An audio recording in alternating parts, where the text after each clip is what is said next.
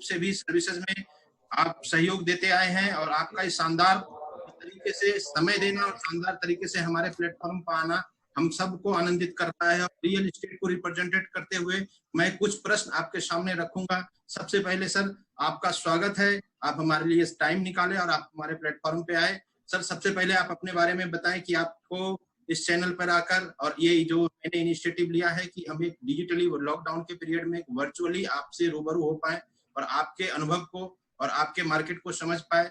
आप बहुत अच्छे तरीके से रियल एस्टेट की मार्केट को लीड कर रहे हैं, लगातार 10 वर्षों से लीड कर रहे हैं, और कई लोगों को आपने नोएडा एक्सटेंशन और नोएडा में बसाने की कोशिश की है। और मैं जहां तक देख पा रहा हूं कि कई रेसिडेंशियल प्रोजेक्ट को आपने अपने हाथों से डिलीवर्ड भी किया है, और डिलीवर्ड ही नहीं किया है, कई लोगों को चाबियां भी सौंपी है। तो आपका हमारे चैनल पे बहुत बहुत स्वागत है। धन्यवाद आशीष जी, आप अपने बारे में बताएं। थैंक यू सो मच ऋषि भाई फॉर इनवाइटिंग मी।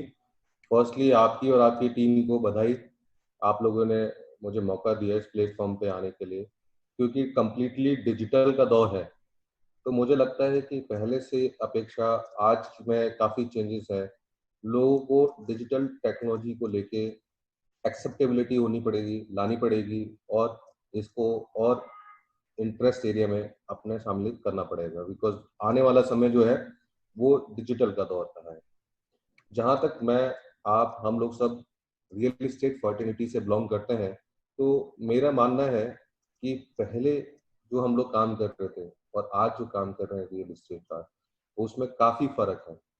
आज जो टेक्नोलॉजी है उसका काफ़ी रोल जो है बढ़ गया है हमारे लोगों की ज़िंदगी में, और आने वाला समय जो रहेगा वो टेक्नोलॉजी को लेके रहेगा।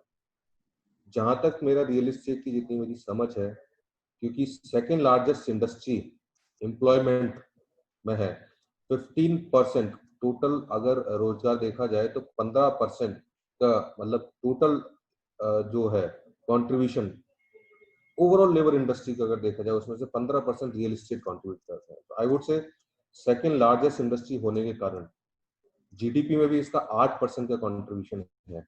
तो इसको हम नजरअंदाज नहीं कर सकते हैं इस सेक्टर को। और जो पहले जो हम लोग काम कर रहे थे, क्योंकि आपने काफी समय से हम लोग रियल एस्टेट से जुड़े हुए हैं, we have seen lot many reforms in the real estate. ये कोई पहला मौका नहीं है, इससे पहले भी हम लोगों ने काफी रिफॉर्म्स रियल एस्टेट के अंदर देखे हैं, और हम सब ने मिलके इसके साथ इसका सामना किया और इसके साथ हम लोग निकले हैं।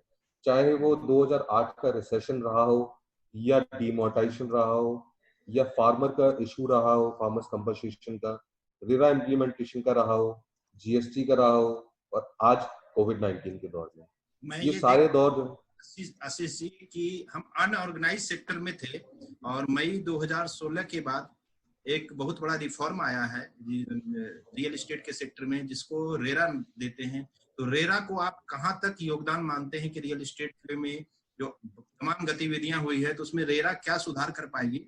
और इसके अलावा एक क्वेश्चन और है हमारा आपसे कि ये जो पैंडेमिक सिचुएशन है हमारा, जो अभी बहुत विपरीत परिस्थिति से हम सब लोग गुजर पा रहे हैं, यहाँ तक कि एक दूसरे से मुलाकात भी नहीं कर पा रहे हैं, ऐसे सिचुएशन में 12 करोड़ रोजगार जा चुकी है और तकरीबन 4 करोड़ मजदूर पलायन कर चुके हैं। ऐसी सिचुएशंस को देखते ध्यान में रखते हुए, और अभी लेटेस्ट इंटरव्यू एक पीयूष गोयल जी का आया है, जिन्होंने क्लियरली कहा है रियल एस्टेट को लोगों को कि आप जो है स्वयं संभालिए, सरकार की तरफ से आपको कोई भी सपोर्ट नहीं मिल सकता है। ये बाकी सारी चीजों में को आप कहां पर देखते हैं, कितना आंकते हैं, क्योंकि आप रेसिडेंशियल मार्केट को रिप्रेजेंट करते हैं, तो ये आपका व्यू जरूर जानना चाहेगा हमारे दर्शक भी, और मैं खुद भी जानना चाहूंगा, और हमारी टीम भी जानना चाहेगी कि आपका क्या व्यू है इस पर।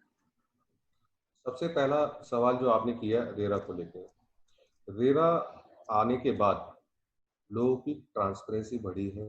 बिल्डर्स जिस तरह से पहले चीज़ों को पहले बताते थे, आज उसे ज़्यादा प्रेजेंटेबल वे में और डिटेल समरी देके बताना चाहते हैं। लोगों की कंप्लेंट सुनी जा रही है कस्टमर्स की। पहले जहाँ तक था विश्वास नहीं था, हमारा भी सेक्टर आप भी जानते हैं क्योंकि काफ़ी समय से हम लोग जुड़े हुए हैं। It was very unorganise, so lot many things was not clear. Now जैसे कि अभी क्या देखा जाए, रेरा में आपको बिल्टअप एरिया, कारपेट एरिया और सुपर एरिया की परिभाषा भी दिखानी है, और कस्टमर आज की डेट में बहुत जागरूक है। तो आज मुझे लगता है कि किसी भी तरह की हाइड एंड सीक वाला गेम नहीं चलेगा। आने वाला समय जो बिल्डर्स चीजों को लेके ट्रांसपेरेंट रहेंगे वही सरवाइव कर पाएंगे इस दौर के बाद। और आने वाला समय उन्हीं डेवलपर्स के लिए है जो कस्टमर्स की परेशानियों को अपनी परेशानी समझ के पहले दिन से चलेंगे।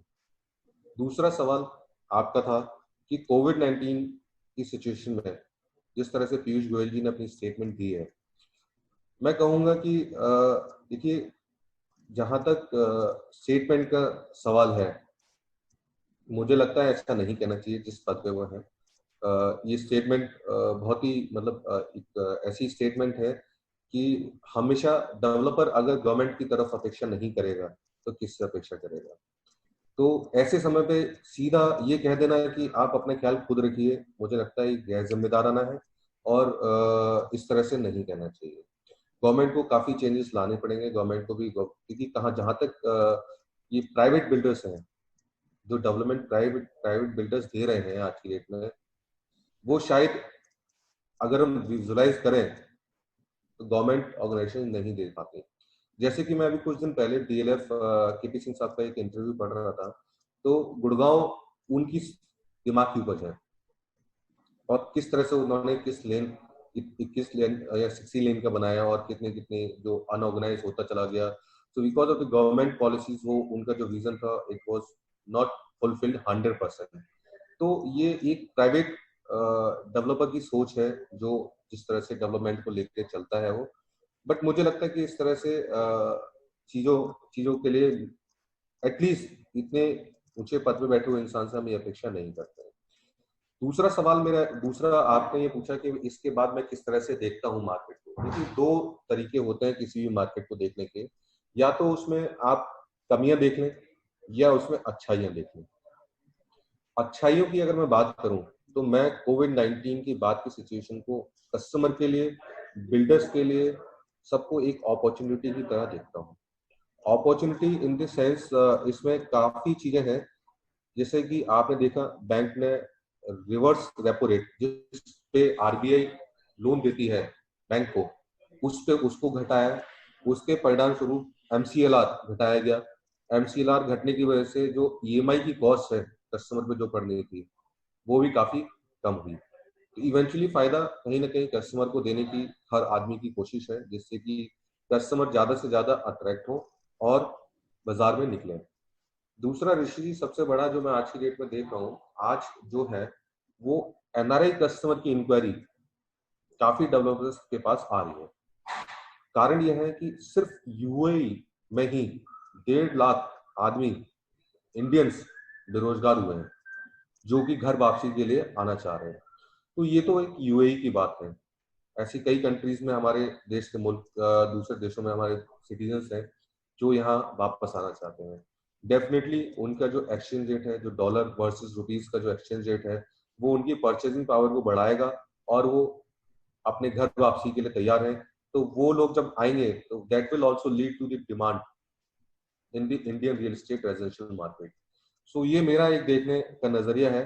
तो मैं इस सिचुएशन को एक पॉजिटिव एस्पेक्ट से देखता हूँ, अपॉर्चुनिटी के तौर पर देखता हूँ। लोगों का ये कहना है आशीष जी कि घर था तभी तो लॉकडाउन में वो लॉक हो पाए, अगर घर ही नहीं होता तो लॉक कैसे होते। तो राइट। रेसिडेंशियल छत ने ही लोगों को बचाया है ऐसी सिचुएशन में, और लोग अपने घरों में ही कैद होकर अपने आप को संभाल पा रहे हैं। आपने रिवर्स रेपो रेट की बात की, अभी मैं देख पा रहा हूँ कि रिवर्स रेपो रेट जो है 3.75 हो गई है, लेकिन अभी बैंक का इंटरेस्ट जो है लगातार 8.35 और 8.15 के आसपास चल रहा है। बैंक भी काफी मुनाफा कमा रही है। तो गवर्नमेंट की तरफ से बहुत ज्यादा रियल एस्टेट को सपोर्ट नहीं मिल पा रहा है। फिर भी as a developer, as a sales head, vice president of Nirala, मैं आपसे ये जानना चाहूंगा कि हमारी आगे की क्या रणनीति होगी। और हम आपके प्रोजेक्ट में एक तो फेज, 2 फेज में आप प्रोजेक्ट लेकर आ रहे हैं, जहां तक मैं स्टडी कर पाया हूं, क्योंकि मेरे कई मित्रों ने वहां पे अपना आशियाना बसाया भी है। तो एक फेज आपने कंप्लीट कर दिया है, तो कितने लोगों को आप आशियाना देने में सफल हो पाए हैं और आगे की आपकी क्या योजना है, और अभी वर्तमान सिचुएशंस में अपने ग्राहक को और अपने एग्जिस्टिंग कस्टमर को क्या मैसेज देना चाहेंगे, और एग्जिस्टिंग ग्राहक के लिए और एसोसिएशन के लिए आपके पास क्या मैसेज? पहले तो ऋषि जी मैं आपके प्लेटफॉर्म के माध्यम से आपके फ्रेंड्स को, आपके जो लिसनर्स हैं उनको बताना चाहूँगा निराला के बारे में। निराला has been working in the real estate। आप स्क्रीन शेयर भी कर सकते हैं आशीष जी। जी, मैं अभी पहले निराला के बारे में मैं बताना चाहूँगा कि निराला जो डेवलपर हैं, they have a very big history. They have delivered 4 projects in last and 3 projects are currently prevailing. All the 3 projects are at the ready to move in stage. The project which I am heading is Nirala Aspire, जहाँ पे 2 phase हैं।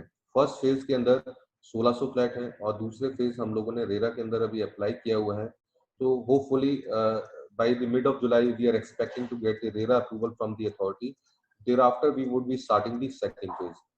First phase में हमारे पास multiple sizes है जहाँ पे हम 2 BHK, 3 BHK और 4 BHK बना रहे हैं from the size 890 square feet to 2480 square feet, from 2 BHK to 4 BHK a big one, जहाँ पे करीब करीब 1600 फ्लैटों में से हम लोगों ने 1400 फ्लैट हैंडओवर कर दिए हैं लोगों को। The society is completely ready to move in, where the peoples are living in this COVID situation happily. अभी तक इस सोसाइटी के अंदर कोई केस नहीं आया है। Our maintenance team is taking 100% precautions. Apart from this, second phase की अगर मैं बात करूँ ऋषि जी, तो आने वाला जो 10 एकड़ का जो हमारा एडजॉइनिंग पैच है, इसके अंदर हम लोग कमर्शियल शॉप्स लेके आ रहे हैं। And then we are coming up with low rise, जो कि नोएडा एक्सटेंशन में बहुत ही डिमांड है क्योंकि हाई राइज काफी हो चुका है, लो राइज अपेक्षा करते हैं कस्टमर। तो हम लोग सेकंड फेज के अंदर करीब करीब 1500 स्क्वायर फीट से लेके 1900 साढ़े 1900 स्क्वायर फीट तक का साइज लेके आ रहे हैं, which is 3 BHK 3 toilet with servant room and 3 BHK 3 toilet. So we are coming up with this second phase. Apart from this कुछ पोर्शन उसके अंदर हाई राइज का भी है, but majority of the portion जो है वो आपका लो राइज का है। तो टोटल करीब करीब इसके अंदर इन्वेंट्री की मैं अगर आइडिया दूं तो मेरे पास 950,000 इन्वेंट्री आनी है सेकंड फेज के अंदर। एंड करंट फेज के अंदर हमारे पास जो इन्वेंट्री अवेलेबल है that is approximately 80-85 flats are available with us and the project is ready to move in.